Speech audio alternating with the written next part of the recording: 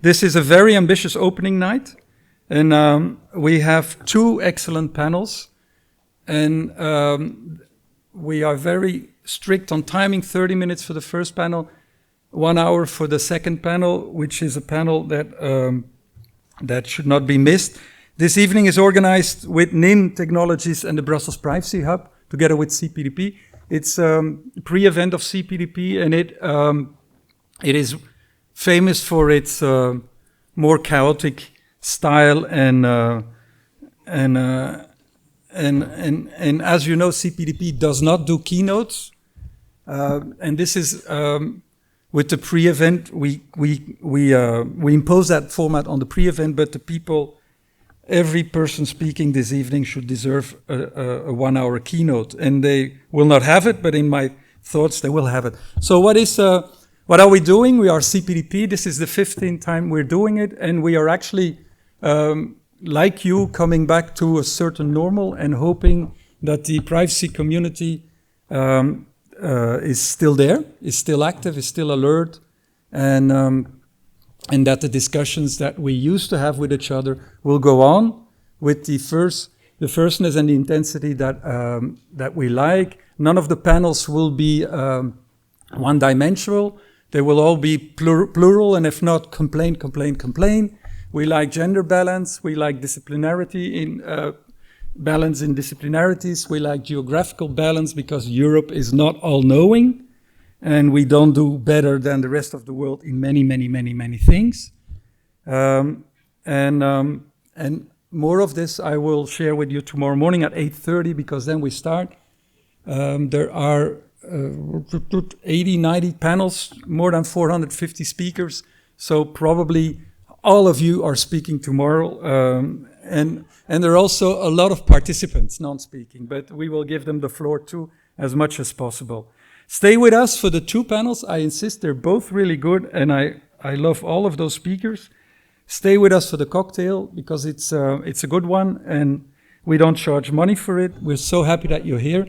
And without further ado, I want to quickly tell you about the first panel. Chelsea Manning is amongst us now, having many heads and activities, but one of them is working with Nym Technologies. We have Bart Preneel from KU Leuven, who is a computer scientist that is with a reputation that goes far beyond Belgium. And we have a CEO of Nym, Harry Halpin, that has been at CPDP several times, and that made him the ideal person to moderate the upcoming panel and to keep time, but also to make sure something is happening in this panel. But it will. Thank you, and good evening.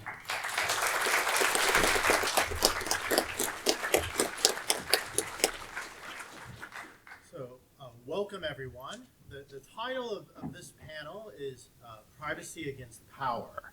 So I first became interested personally in privacy due to being targeted by surveillance by the British police, a case I discussed here, and of course interested in how cryptography and regulations can prevent the abuse of power. In fact, over the last few years, what is Nym? Over the last few years, we've researched how we can enable privacy-enhancing technologies. Nym is a company which is effectively commercializing a mixnet, a stream of research that Bart, with Claudia Diaz and other people, were very instrumental in more than, I would say, 20 years ago, building off concepts from David Chaum, and how to build essentially anonymous communication systems which are resistant even to very powerful adversaries. And our work was presented actually right before the COVID crisis at the last CPDP in person, where we talked about how the EU was interested in trying to fund technologies to essentially prevent NSA level surveillance. But since then, a lot has changed. It's been a crazy 2 years. We've had COVID, contract tracing, vaccine passports, a lot has happened. And I think the question of privacy and technology and regulation is more important now than ever. So I'd like to ask Chelsea Manning, who I think through her actions demonstrated the power of a single individual to reveal truth to power, to the most powerful government in the world, the United States, in terms of the Iraq War. Chelsea, what do you think are the kind of positives and negatives of privacy, including technical and kind of regulatory approaches to privacy? All right, so hey, how's it going, everyone?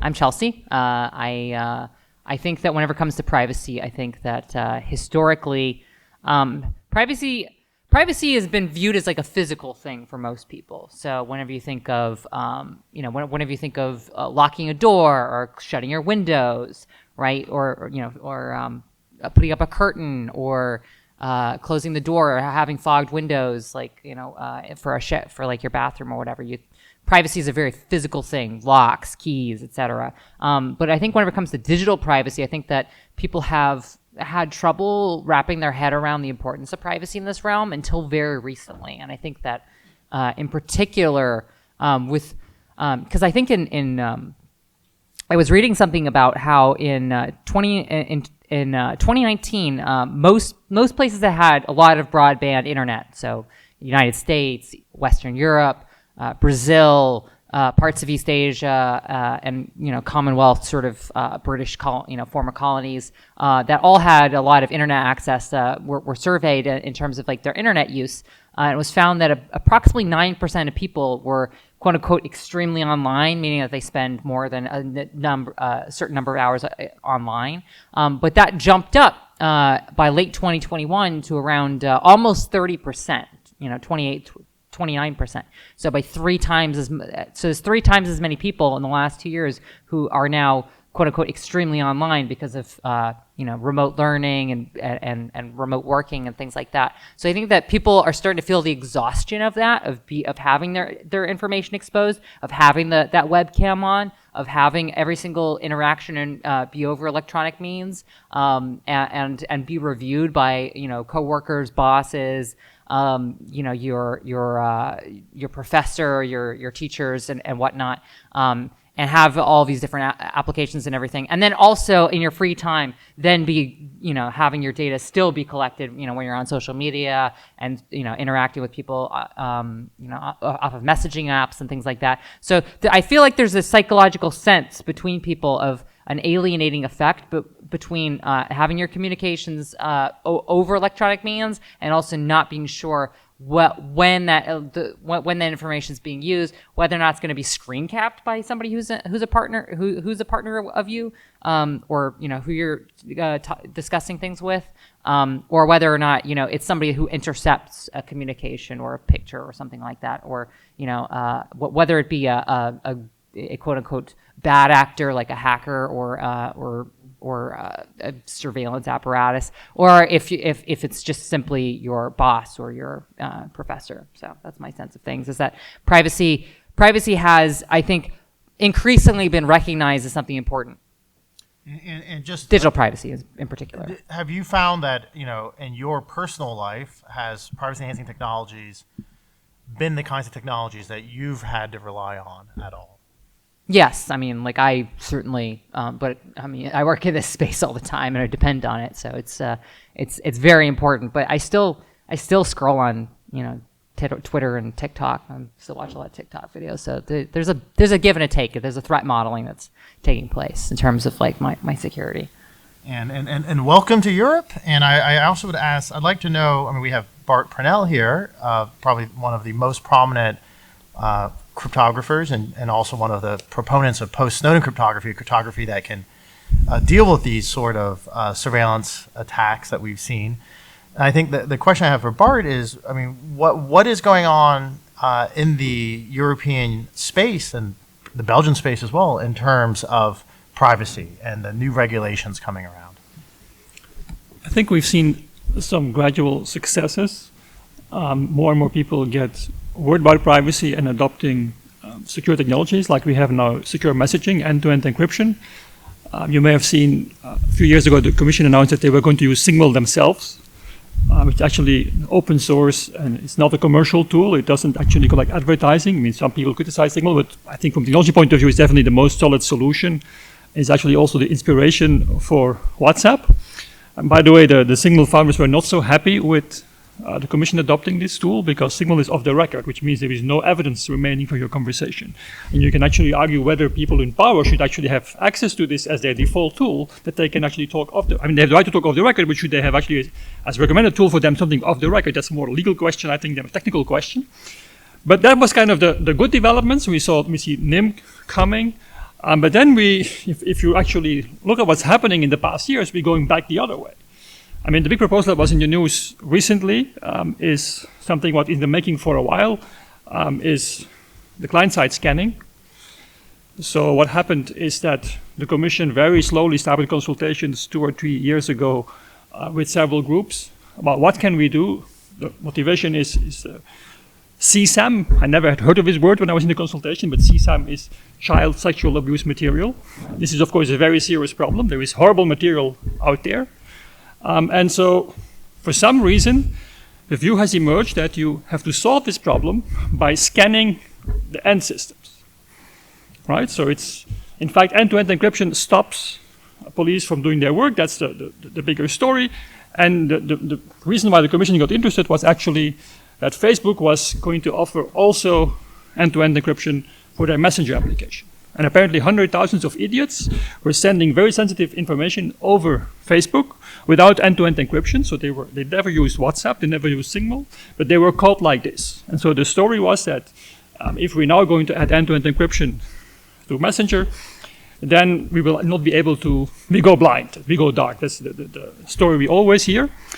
So what happened is now this has become very concrete. The Commission has now made a proposal and said, to all the players, you have to do this. There was a report that was heavily criticized, where technical people said, these are the options. There's many ways to do this. And it's already happening today, as for Facebook it's happening with a certain tool. But we also told the Commission as experts, and don't even think of doing this, but that part they left out of the report. So there is many ways of doing this, but there is no way to do it and protect society. Because the problem is that what you're going to do is you look at your device, you take not a picture or a video, but a hash of something, so nobody knows what it is. It turns out to be also an insecure hash, which means somebody can plant something on your device that actually is not CSAM material, but looks like it, and then you actually will be investigated. But so based on this hash, you will be flagged. And what we've been saying as technical experts is, don't think of doing this because, of course, think of Hungary or some other country. They also have some content. That's not CSAM, but some other content that they don't like, and they will put it in the hashes as well. And they will also flag people. So in fact, Europe, driven by police forces, is now pushing for rolling out a system that all dictatorships will love, because it will allow to pry into everybody's devices and filter out those people who have something they don't like. And maybe as last story is that last August, Apple came with a solution for this, even without being forced to do it. It was a very nice technical solution. It was very cool, but again, it could be abused. I mean, from a technical point of view, it had many safeguards, but the main thing is such a thing should not exist. That was actually not taken into account. And so, of course, Apple got big backlash, and they withdrew their proposal. But I think the debate is now more or less, again, the same thing as Clipper chip and elder debate coming back. Commission executive technologists solve the problem. Technologists and big companies solve the problem, and we say, first, it's not solvable, and second, we shouldn't solve it this way. There is a problem with CSAM, but you have to deal with it in a different way. And in general, those people sharing this material, they're not the smartest cookies. You probably can find them in other ways than putting spying devices on all our iPhones and all our Android phones. And Chelsea, I mean, you've been involved, or at least are watching some of these debates from the United States. What is going on in the US in terms of client-side scanning and end-to-end encryption? Yeah, so I think client-side scanning, obviously we had iMessage and Apple. There was a controversy with that very recently. I think that a number of people in the security space are expecting the United States government to force, client-side scanning more and more, and to essentially enforce some kind of backdoor where there's a key in the long term for people to be able to access encrypted communications going through end-to-end encryption. Doesn't quite work like that. You know, if you get a back door, then it just lets everybody through. So I think that's obviously going to be a controversial problem. But I think politically, it's a winner in Congress right now, and in many of the state legislatures, among the legislation, those legislators. It's like one of the few bipartisan issues that's out there. Bipartisan things in a highly polarized environment like this tend to be a red flag to me. So I think that we're going to see more and more very uncomfortable from a privacy perspective laws coming into the U.S. Over the next year or two. So I think that those are definitely in the pipeline. The legislative environment is going in the opposite direction from where it has been in the past. And I think that a bit larger companies are seeking solutions now on the back end about how to come up with ways to try to at least appear to be more secure and more private. Yeah, I mean, as an American who lives in Europe but does visit the U.S. a lot, I would say that the people in Europe should not underestimate the chances that Biden will lose the next election. And it's not the government you have now that you might need to be worried about, it's the government you may have in the future. And I'm sure Trump would have a very different definition of offensive or offensive material than maybe people here would expect a government would have. And I think the real question is, I mean, what powers should a government have? How should they be regulated? And I'd like to kind of throw the issue back to Bart. We've had a huge fight against mass surveillance provoked by the United States in Europe. What is the current state of that debate within Europe right now, particularly Belgium? Well, of course, this client-side scanning is only one part of the debate. It's been a very interesting year, actually. So there is also the data retention carousel, as we can call it. As a technician, I'm actually appalled by this. I think if you have a law and then it goes to the highest European court and the court says you can't do this, you would think then, okay, politicians decide we can't do this. No, it seems to be very different. I'm learning. What you do is you tweak the law a bit, and then you actually submit it again. It seems to be able to give it to Parliament, and then another battle of 3 to 5 years to get it destroyed. So it's a bit like Schrems. I think that the problem is we have to invent new names for all these things, because these carousels, I think, at least to me, they make me very cynical about the political process and about the legal process as a technology person. So what happened in Belgium is that the government was told that collecting all metadata about everybody is not acceptable. So they said, okay, we'll not collect everything about everybody. We're just going to collect in a certain radius around every hospital, every prison, every train station, every airport, every dangerous place. And so if you draw the circles, you will have, there is a few places in the Ardennes where you can probably be safe, but all the rest of Belgium will be anyway high risk alert. But then something more interesting happened, because in the back of the law, everybody's already exhausted by the time they get there. In the back of the law, they said, and by the way, we're also going to forbid end-to-end encryption. And then they were confronted about this, they got some backlash from the organizations, and then they withdrew this part. But then something else happened, and this had not received as much press attention. So then, apparently there is a new, and I'm not a legal expert, but there's a new European regulatory framework, and now the services to which data retention applied are being extended. Because the definition of a service is now extended. So now data retention also applies to Signal, WhatsApp, and all the others, so also over-the-top services. So it was first something for the telcos, which you could avoid easily by using WhatsApp or Signal. So now actually it's being forced up also on all the apps. And then this becomes very technical debate, because then they say, well, you shouldn't collect more data than you collect anyway already, but of course, it's very unclear whether Signal will be forced to collect more data about you than they did before. And again, when I was reading this draft law, there was an extra surprise at the end. As surprise detail, they also added an interdiction of systems like Tor and Nym. So in fact, hiding metadata deliberately also became illegal. And this is the package that went to at least I saw part of it as member of the external expert in our Privacy Commission. I don't know what happened in detail in the Parliament. I have another job as well. I can't follow all the debates. I only know that the whole package submitted to Parliament was more than 800 pages. with all the versions, and of course there is in Belgium is the two language versions, with all the comments given.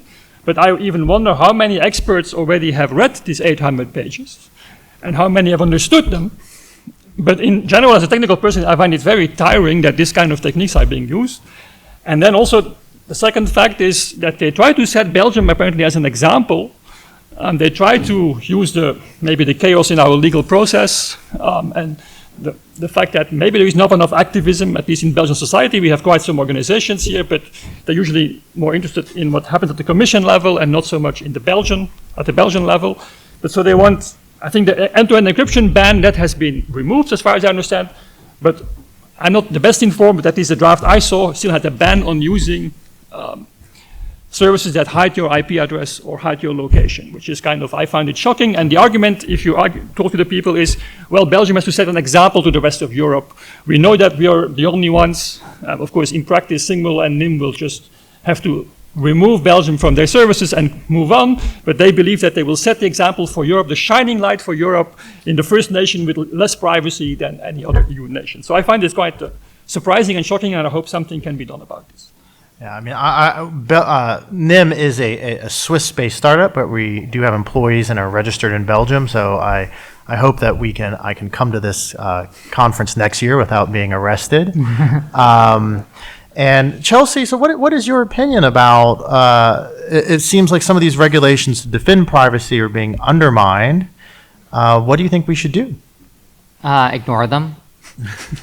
I mean, no, I'm serious. I think that ultimately, at the end of the day, if somebody tells you that you can't do something in a hostile country like, say, China, whenever it comes to like China or Iran, historically it's been like, oh yes, you just do the things and you go around it and you find ways around it. Well, I mean, if that's a Western country, then the same thing applies. You use the tools anyway, and we as technologists try to ensure that there is a extra legal, jurisdictional method in which you're able to continue to maintain and have your privacy. So in essence, if you are forced into piracy, then you become a pirate. I mean, I do think that is definitely, if I guess if encryption becomes illegal again or resistance, yes. Then I guess only outlaws will have encryption. And we've been fighting this battle for 30, 40 years at this point. So, I mean, Bart, what do you think the role of the EU should be? Well, I find it hard to read. On the one hand, I mean, I'm very happy to see things like GDPR, although enforcement, I think, could be better and more funded and more strategic. There is e-privacy and e-privacy regulation, if it ever appears. I think in general what we see is positive things. Europe wants to be the role model for the world, and it seems also, I think GDPR has to some extent had this effect. But then there is also the other side. So Europe also seems to be at the same time also be the first in the world to have regulation. They apparently competing with the US, have the first to have this client-side scanning regulation. I think in data retention, Europe is actually leading, because in the US, data retention against US citizens is forbidden. It is not allowed. I mean, this is one of the things in the Snowden documents that actually gave quite some outrage. But apparently in Europe, we have this in our directives, and we implement this. And we still see ourselves as privacy examples, but in fact, there we're not. And so the main problem I see is that it's very hard to have an open debate about these things. In the sense, of course, there is all the formal, there is the legal process, the very complex process at the EU level. There is, of course, consultations. But I think in general, it's very hard to have an open debate in the public space about this. There seems to be not enough attention. And so there's this kind of these Janus heads, on the one hand pushing for privacy, and on the other hand pushing for technologies that undermine privacy. And like this, it's one commission, right? Where are you standing? You can't have it both. You can't say to the police that you're going to look at every phone, and you can't say to the rest of the population, well, there is GDPR and you're protected. It's kind of, they have to take a view on this, and it's very hard. I think it's very hard debate, and I think I'm actually concerned that Europe is sliding away in the wrong direction. I mean, typically, I used to work for the World Wide Web Consortium, trying to essentially, and in the nonprofit sector, and we often consider that the largest threat was the private sector. And so the research that founded Nym, mixed nets through panoramics, attribute-based credentials, Bart helped lead that with Prime Life and ABC for Trust. I mean, Nym is still partially funded by the European Commission and Next Generation Internet Initiative to work on privacy-preserving identity solutions. However, we're hedging our bets at this point. If the European Union itself becomes hostile to privacy, we're based in Switzerland, and currently, actually, most of our funding is based from cryptocurrency. And cryptocurrency itself, you have laws saying that, well, any amount of cryptocurrency should require full identification of both parties on both ends of the transaction, which is not actually the case with small banking transactions or cash, obviously. So, we're watching the space very carefully. And I would say, Chelsea, what do you think the future of these technologies and funding and popular support for them should be if indeed the governments do make them illegal, or at least very hard to get your hands on, let's say? Yeah, I'm going to go back just a little bit because I think it was interesting that you pointed out that previously we identified the private sector as sort of being the privacy issue, and I still think that's the case. I think what has happened here, though, is that the private sector, it was really the private sector that was shielding privacy for people in the mid-2010s. Certainly, they viewed it as a very client, a customer, trying to keep customers happy. Apple fighting, legal battles in order to, they were mostly symbolic legal battles in the United States, but still, the appearance of fighting for privacy in the digital space, whenever it came to the warrants and subpoenas and things like that. So private companies have allowed the governments to just sort of move on and move past this. So I think that's what is happening here is that the private sector has decided, well, these are really complicated issues and the government wants to make it our problem if they're not solved. And the best way to absolve ourselves of liability is to let the governments take care of it, and then have them deal with the scandals whenever some horrible tragedy happens, or some significant number of events happen, in terms of terrorism, child pornography, digital. I mean, obviously they have an interest in identifying people who are sharing. There's been an increase in piracy since we have 20 streaming services now, and every single one of them costs too much. So I think that's sort of what has happened and what has enabled this sort of environment to happen, is that the private sector stopped caring about privacy, mostly for legal liability reasons and public relations reasons. Now then, what does that mean for the future? I think that nothing has changed. I mean, we're having the same debates since the 1990s. The crypto wars aren't over. They're just been coming in and coming go, and they've been sort of flaring up, and then it just dies down for a little bit. Is what we've seen over the last 30 or 40 years. And I think that the ultimate, my ultimate perception of these things is that, at the same time that a number of these laws and regulations are coming down the pipeline, the ability of governments to really control people or to have the projection of power that they have had in the past, the assumption of institutional legitimacy and control over things, has greatly diminished. We've seen this. I mean, and not always in the best ways. We've certainly seen this whenever it comes to a public health crisis like COVID, where misinformation and disinformation was spread, and the election in the United States, where misinformation and disinformation essentially led to the perception among a large number of people that the elections were illegitimate. So I think that people opposing institutional power for reasons good and bad is going to be increasingly the norm. At the same time that a number of these laws and rules and regulations will be implemented, and it'll be about enforcement. And I imagine that the states will eventually just go back to doing what they've always done and selectively enforce it against, people that they view as opponents, as opposed to actually going after, large swaths of people. So selective enforcement against activists like Chelsea and Ola Bini, who's currently being selectively enforced against Ecuador, Julian Assange, who's currently being extradited from the UK to the US, and many others. I would, particularly throughout the world and in the global south as well. But I would everyone here is mostly a mixture of lawyers and academics and others. Bart, what do you think the role of academia and the kind of civil society should be facing these issues? I think it's definitely essential that we try to join this debate, because it's a very complex debate, both from a technical point of view and from a legal point of view. And I think if the academics don't get involved, I think it's more or less hopeless, because my experience also is that, like in Belgium, there is, even at the government level, very little expertise to deal with these questions. They settle the answers, but in fact they don't understand the fundamental issues, neither technical or legal. I can imagine that's less my expertise. I think it's important to convince academics to get involved. Of course, it's much easier as academics to write papers, because that's what we paid for, and we have now the bean counting systems where the papers are being counted. And I think getting engaged in public policy is definitely, I see this at least in the engineering faculty, is not seen as something very positive.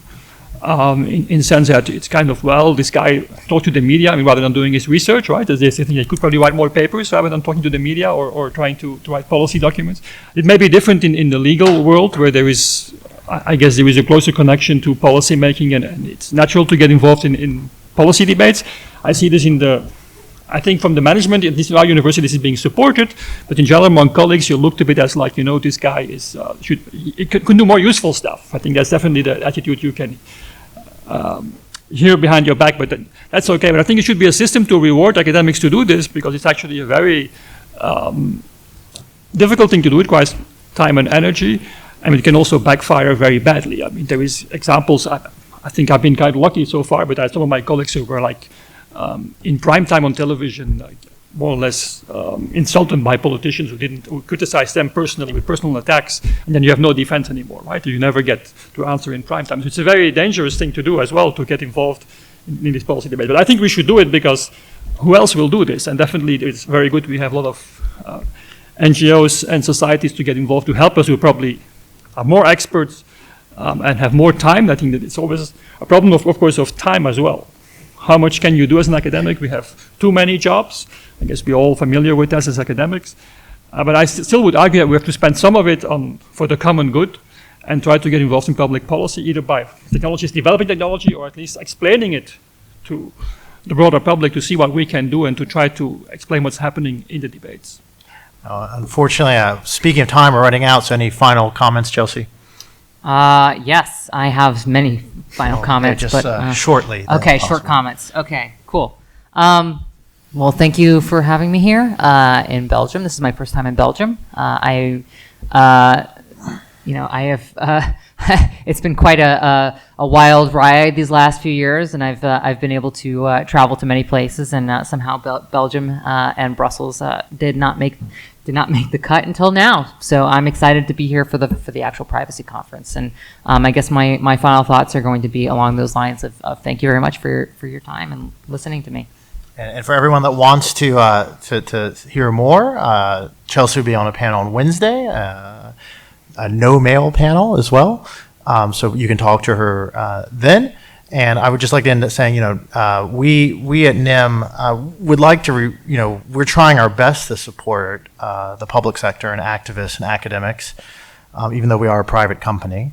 And I think it's important to remember why privacy is important. So privacy does not exist it's not necessarily against power as such. Privacy is the ability, as put by Eric Hughes, is the ability to selectively disclose yourself to the world, to reveal who you are in a way that you have control over, and that gives you agency and dignity and autonomy, and that we cannot have these values that as a society we fought for so long without privacy.